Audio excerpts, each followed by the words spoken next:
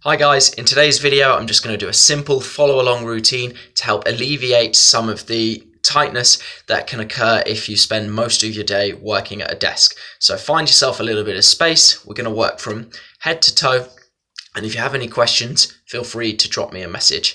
The only piece of equipment you'll need is a very poorly coordinated outfit and some long football socks. Joking, of course.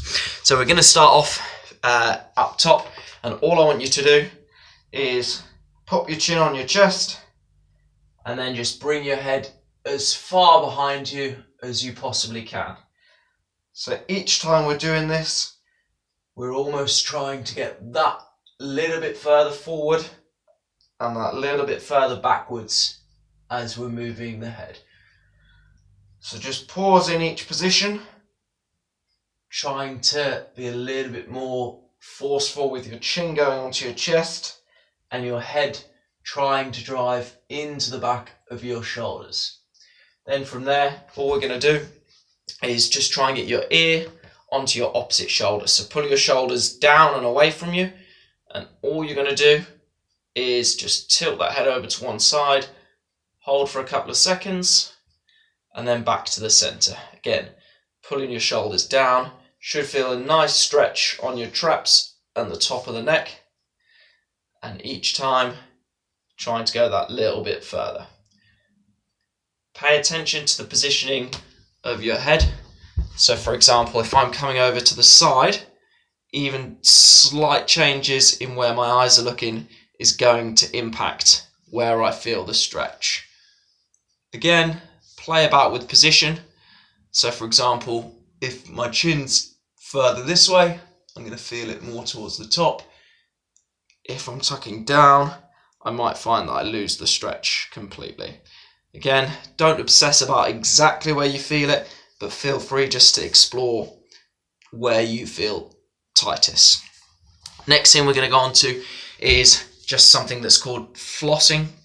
And no, not the Fortnite dance, but we're going to start off, this one's called teacups. So you're going to start off holding the teacup, then you're going to come around, trying to keep that tea in the cup, and we go back and forth. So all we're trying to do here is get your shoulder used to working in ways that it hasn't probably had to work throughout the day. Also, if we change the wrist position, so now spilling the cup of tea, you should be feeling differences in where you feel it in your forearms. So all we're doing is just exploring different positions of the shoulder and different positions of the wrist. If you've been typing a lot, this is an excellent one for making sure that you're just giving those forearms something slightly different in terms of, for example, constantly being in this position to now trying to open that up and trying to just get a little bit of release in to which muscles might be tight. Again, depending on wrist mobility, will have a lot to play in terms of where that wrist can go, but looking after your wrists and forearms is going to be massive in terms of reducing just any general aches and pains throughout the day. Next thing we're going to go on to, so now we've done wrists and a little bit of shoulders, we're just going to work on a little bit of spine mobility. So you're going to pop your chin on your chest, and all you're going to do is try and curl down your back, almost as if you're aging in the process. So you're going to curl down as far as you can. If you can't touch your toes, honestly, don't worry about it. But the idea is we're just getting used to moving the spine one segment at a time. Now, whenever it comes to lifting terms, people always think that absolutely the second your spine bends that you're going to suddenly explode, but we do still need mobility in the spine for tasks such as tying our shoelaces.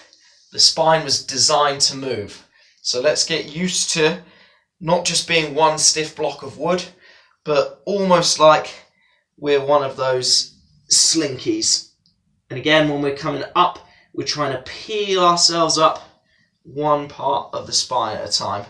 If you need to bend your knees a little bit just to focus on that range of motion in the spine, That's absolutely fine. We're going to work on the back of the legs a little bit later. Then what I wanted to do is we're just going to focus on some movement side to side.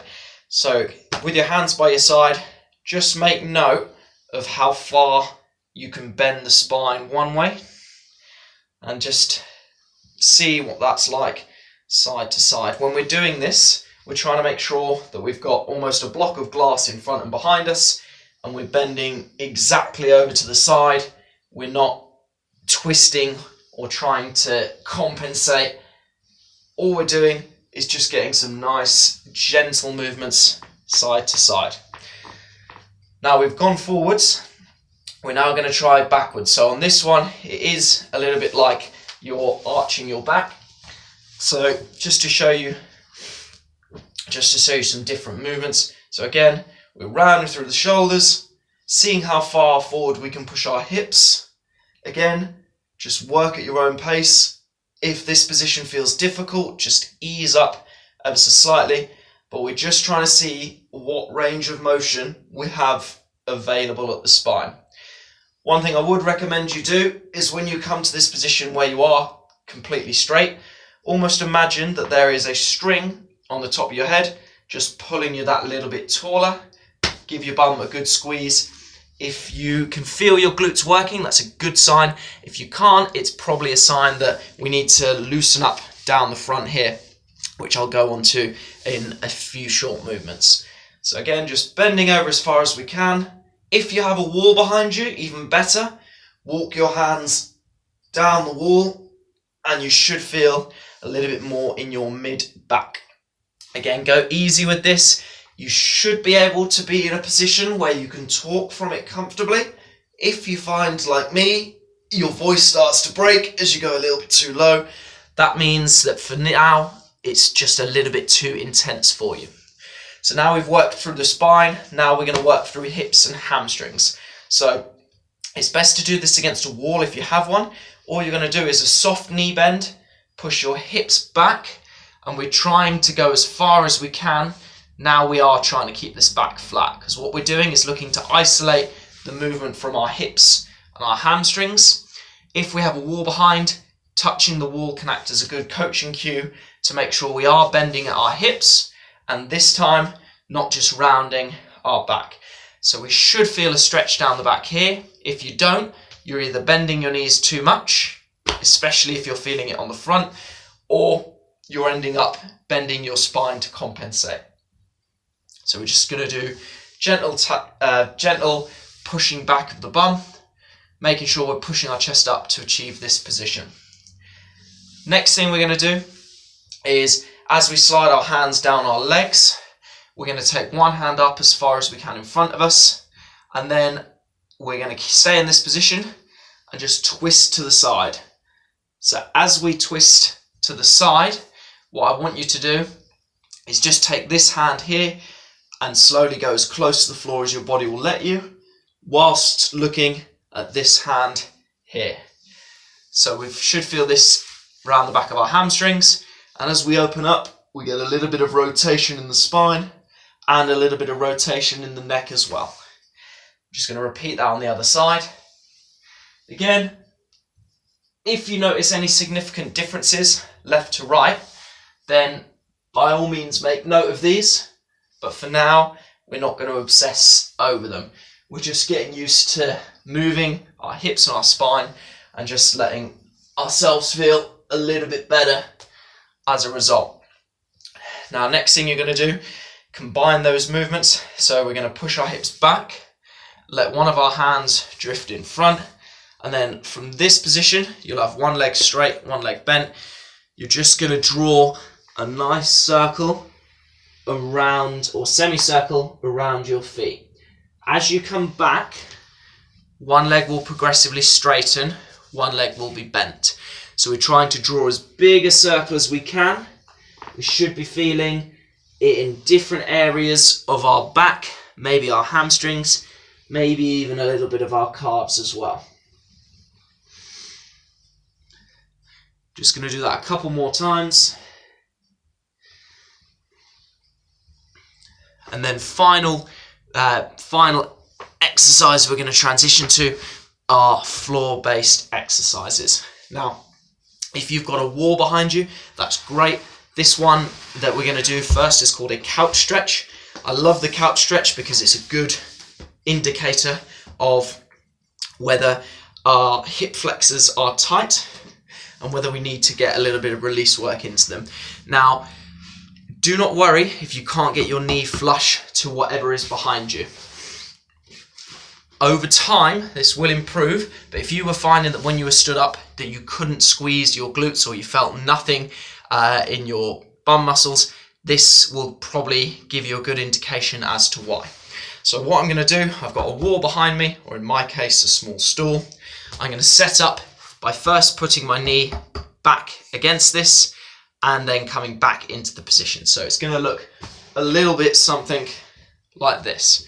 So I'm going to prop my knee up against it. Then from there,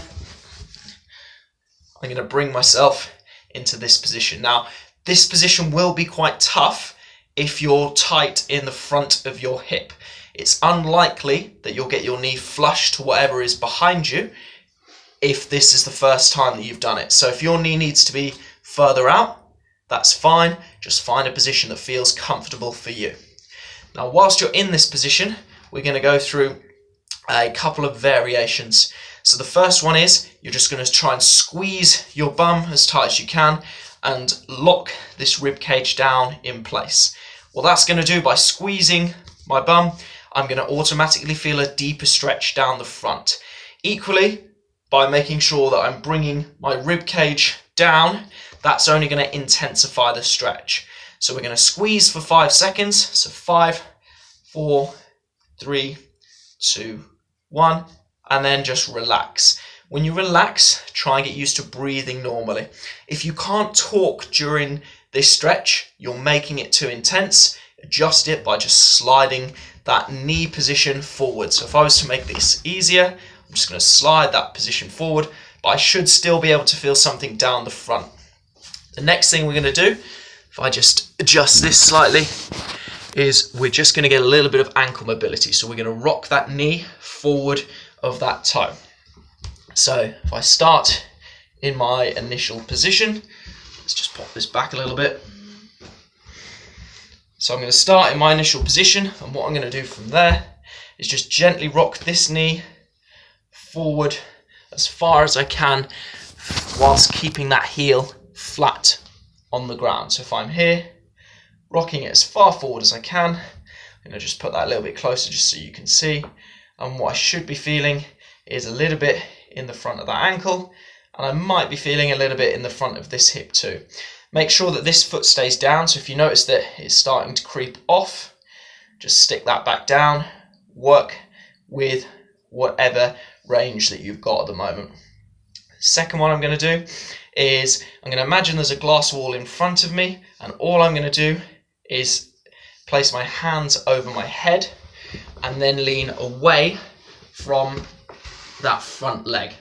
So if I'm sat up here, hands up above my head, glass wall in front of me, I'm just going to lean over that front leg. What you should notice is that you feel a little bit of a stretch down the sides, and you might feel a little bit in this front leg too, just because it's working hard to keep you upright. If that is the case, you can just slide it forward just to relax it a little bit. And when I'm leaning, I'm making sure that I'm not twisting as I'm doing it. And the final one we're going to do, just to wrap this up, is we're going to place this leg as close to the floor as we can get it. Again, if this is too aggressive for you, grab yourself a pillow, prop it up under the knee. That'll just help make the stretch more appropriate to where you're at today.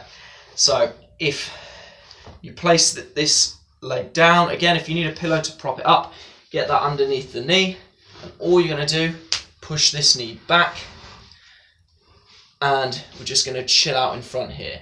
When I'm in this position, I'm trying to make sure that I'm not just slumped over. If I push this knee further back and keep my belly button facing forwards, that's going to keep more of the stretch on this front glute. So again, pushing that knee back will increase the stretch. If you find that your leg is pulling this way, then within reason, just nudge it forward slightly. If you feel like you can't talk in the position, it's too intense, so just modify that position accordingly. And all I'm going to do to finish is just lean forward over this front leg, push this knee slightly back, and I'm just going to hang out here for a few seconds. So just to repeat that sequence again, you're going to start off finding your comfortable position. So I'm going to put my knee wherever feels comfortable for now, just to get into a position. I'm going to alternate between squeezing for 5 seconds and relaxing. I'm going to make sure that this portion of my rib cage, rather than being up here, I'm just going to squeeze that down. And then once I've repeated that a few times, I'm going to get used to rocking that knee over my ankle and coming back to that original position. I'm then going to spend some time just practicing rotating over that front leg. Again, making sure as I move, I stay between those two glass walls so I can really isolate what's going on down here. And finally, I'm going to bring this leg flat, and then as I do it, I'm just slowly going to lower my body forward, and if I can, I'm going to push this knee further back. Again, pillows either underneath this knee or underneath this foot are going to make this slightly easier. If you need to modify positions, please do. General rules of thumb, if you can talk through the movement, that's typically a good sign that your body is relaxing into the position. If you find you're gritting your teeth and it's difficult to talk, the stretch is too intense for now, you just need to dial it back a little bit.